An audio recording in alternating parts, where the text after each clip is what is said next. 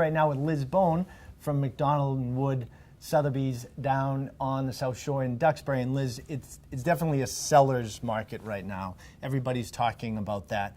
Why is it not as easy as throwing a sign in the front yard and doing a for sale by owner? Right, good question. It is more of a seller's market.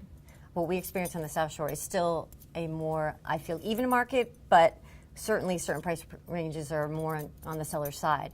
I do have people approach me and say, hey, I'm going to try to sell this home on my own. I'm going to create a website. But you can come and bring a buyer if you like. 9 times out of 10, they're not offering me a traditional commission if I were to do that. And in the same token, I'm like, well, I have people that are contractually engaged with me, and I'm supporting them. My obligation and my allegiance is to them. But most importantly is just creating a website and putting a sign in your front yard or putting your home on the internet or Facebook.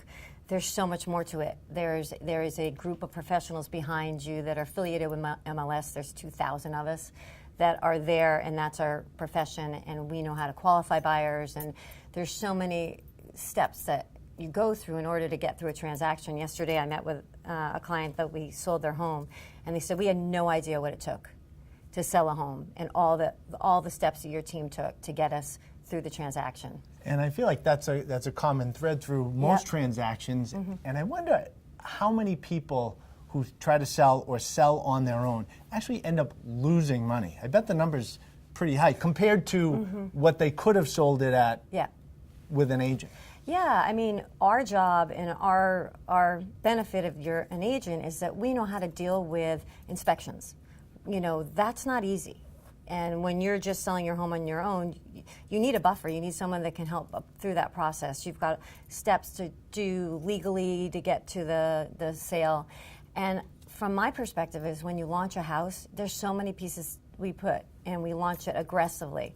And that first push is really, really important. And if you just drip a house on the market, and you may show it to a few people, and you may get some feedback, but it's already stale before it's come to us. And I think another common question you probably get frequently is, oh, Liz, you're a top agent in that market. You're too busy to sell my home. I get that question a lot. And I guess my response to that is, give a busy person a job to do, and you're going to have, more success.